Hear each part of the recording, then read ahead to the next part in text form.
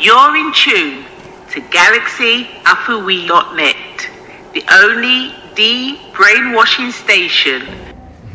Right? The lowest of all these vibrations is the stone.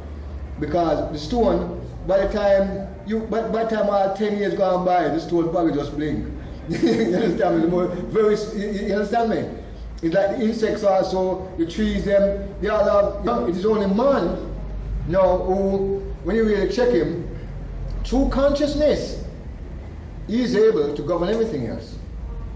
And people might even say, well, but Cosmo, animals must have consciousness. No, animals do not have consciousness. Animals have instinct. You understand me? It is instinct that governs them. Something that passes on through them gene as genetic memory. They do not have consciousness. I'll show you what I mean. An animal, an elephant, a big old elephant, right, can born, and in 2 hours, 3 hours, that big old picnic, they get up and run and have to run with the pack and move. You want to see them outside, they're moving.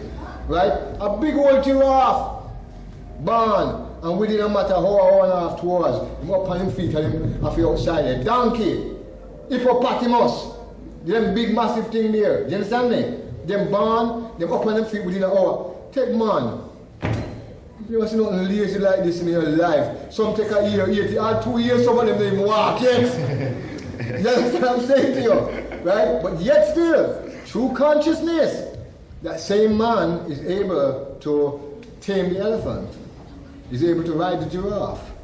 You understand me? He's able to capture the fish. He's able to build things to fly like the bird. You understand what I'm saying to you? Through consciousness. You know, so we need to understand what we're dealing with outside there when we even talk about consciousness. Right? It is something that is peculiar and it is just to man. This is why I'm saying when the Creator created man, he made him like master over the animals and everything else. Do you understand me? Because when he's made him twofold, he's given him, they said, a spirit.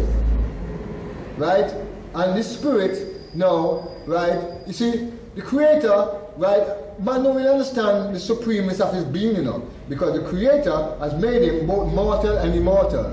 Can you understand what I'm saying to you? You know, mortal and immortal. He's giving you mortal flesh that one day from the womb to the tomb will die, will get old and frail and go back to the earth. That is mortal. You understand me? In other words, one day, right, it must disintegrate and go back from whence it comes from. But when we say immortal, he's giving you a spirit to dwell within that flesh. And it is that spirit that is immortal. Because they say the material that the spirit is made of, it cannot die. It's forever. Right? It can only burn itself out through wickedness and sin. And when you hear them talk about hellfire, this is what they're really talking about, but the Europeans didn't understand this. You dig me? Yes, you can burn yourself up through fire, yes, but it is through your sins and the atrocity that you commit. You can combust up into a ball of fire, your spirit just burn up. You know, and never again written in the book of life. These are the things we need to understand. These type of things is things that is part and parcel of our way of life. The Muslims, right, come use it, take from it. The so-called people who call themselves Jews, come, move, take from it. The people who call themselves Christian, take from it. The Hindus call themselves Hindus, Buddhists. The whole lot of them come and take from it. The source is, we are the source. But we don't know who we are. So we come in like the sleeping giant.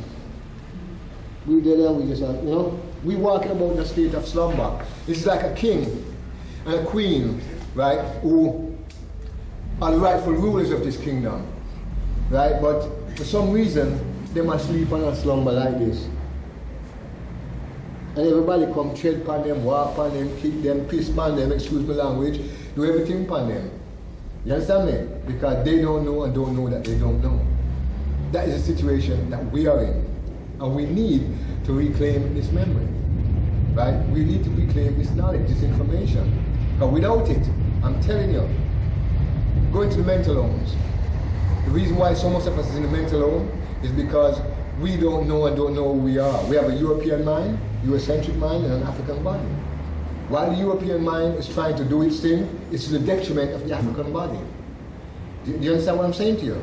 right? And this is why the mental illness is called schizophrenia. You understand what I'm saying to you? That is what majority of us outside here are suffering from. This is why the prisons are filled with us.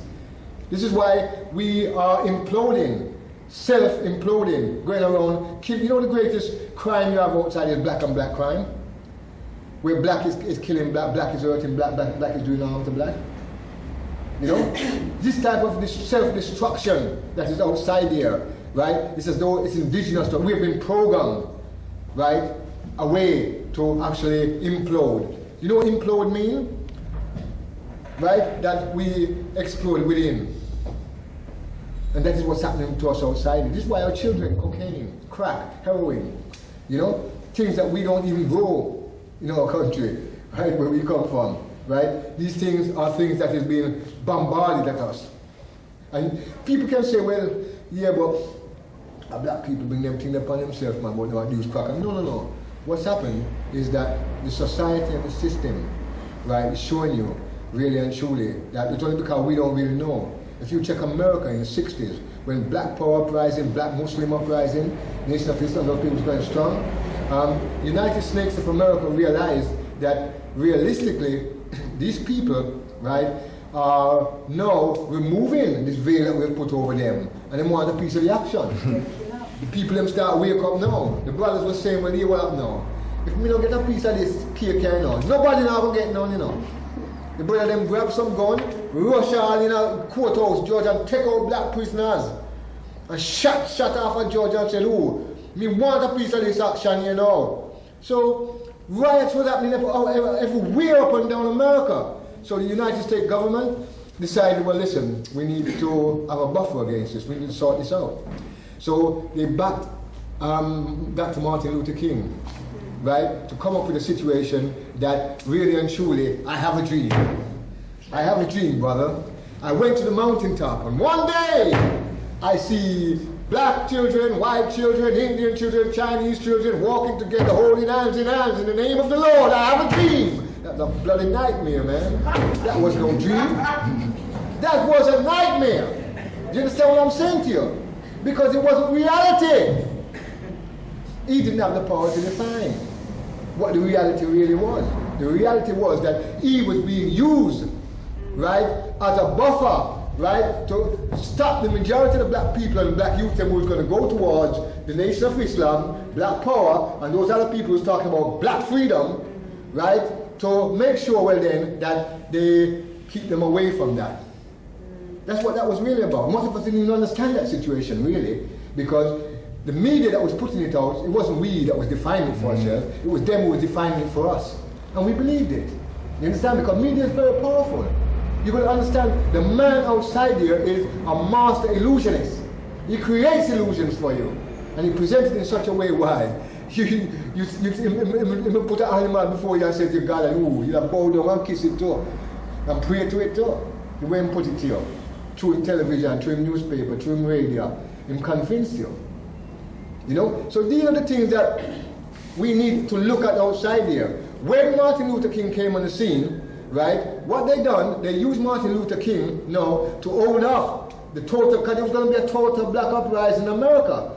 And if that took place, the Caribbean was going to follow. The African situation, you understand what I'm saying to you? Right, so they had to make sure, well then, that them stopped it in the breaks. And how they stopped it was, they sent, right, individual white speakers outside to say, well yes, the black Americans in New York, Chicago, and Harlem, and those places, Washington, they're right. Because they've got a right to feel like that, because there's no work for them. They haven't got a bank account. They haven't got television. You understand me? They've got none of the amenities that should be normal for everyday people inside America. Right? And so therefore, we, the United States government now, will make sure that we build some work, they build a few workplaces, shops in Harlem, and tell the bank people, them say, yeah, give them a bank account. And so that all them down. You dig me? When the niggas start to get hold of some type of thing now, revolution we are talking about? Which revolution? You know, see me have a bank account on television, can watch.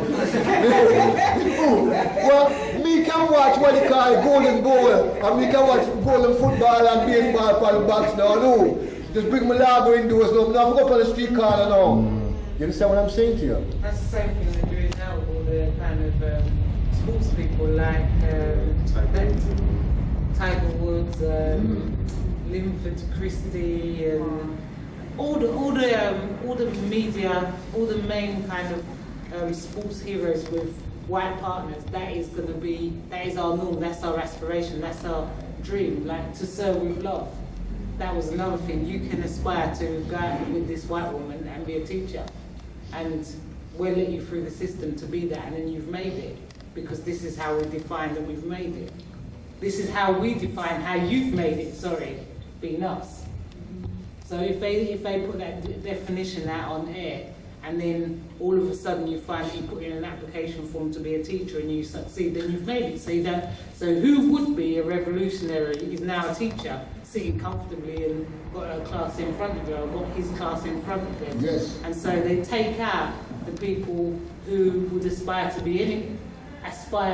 and be of benefit to us as black people. Because if I can get to be a doctor, a teacher, a psychotherapist, then what am I doing with revolutionary business? I've done it already. I've got to where the epitome of where I can get to as defined by them.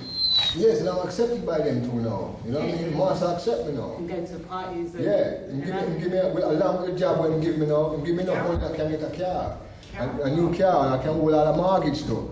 You understand me? And in fact, I'll move out too, and find some place outside in the sticks far away from the black. The more you give me, the more I find myself, you know, I see me try to escape from myself too, you know. And I go find myself in a Brighton. In a walking stick. And see me, you know, we the total ass now, you know. See me, you know, we have all them things in my eyes, what do you call it? Molecule in my eyes, and you want to see me now too. You understand me? Right? So, this is the type of situation that he created. Now, in creating this situation now, right, while he was doing that now, what he done, he said the FBI, the CIA, right, will covert action, right, to actually flood into the ghettos, the Harlems, the Chicago, the Washington, flood cocaine, heroin, these different type of drugs inside the black community. Because what they were saying in the 60s and the 70s, the brothers and sisters was having meetings like this, right? And gathering in the young mind, young fruits, and teaching them about themselves, giving them a new affirmation of who they are, what they are, where they're coming from. They were walking, black youths now people start to look away like, ooh, I'm proud of me now. Do you understand what I'm saying to you? And so organize their own community and so forth now. So the man said, no, him send the crack and the cocaine in and flood the community so that everybody there could get hooked on it. So they wouldn't be a problem to him tomorrow. So they could actually knock out the black poor people, which they did. We saw what they done to Stokely Carmichael. We saw what they done to all the so-called black poor advocates outside there. Them give them white middle class one, right? Them send them off to Europe, send them off. You understand what I'm saying? To kill William, not kill. It's Stokely Carmichael now. Kwame Ture, yes. Yeah. He said Kwame Ture. Right? But it's not actually on drugs now. No, it's cool. He married to Miriam Makeba, lived in South Africa for a while, Guinea-Bissau, you know. And so he's around there still going on with things still. You know what I mean? Talking up and down Africa and so forth, still doing the own thing as well. You know? So managed to break the chains. Yeah. He was in fact, he was one of the only ones I know who actually escaped and actually went back to the motherland and carry on dealing with the situation down there. You know? So the point I'm trying to make here is how the man used Martin Luther King and those type of people there, right, to set up I Had a Dream situation, right, so that he could actually flood the place with the cocaine, get the majority of the black youth. That's why the majority of the black youth in America, now when you check out them crack and, you understand me, they got some type of monkey on their back. Who is not in the Nation of Islam, or who is not in, say, the Offset Society, you know what I mean, the root called black organization outside, they have a problem. The only safety about is those organizations that I just spoke to you about. So, at the end of the day, what we're actually saying now is that if you look what the man cleverly done there, because at the end of the day, we are at war. That's right. You know, and we will understand that we are at war. It's only that we don't know that we are at war. But our opponents know that we are at war. Because that is why they're carrying on the way they're carrying on outside here. You're in tune to GalaxyAfiwe.net, the only de-brainwashing station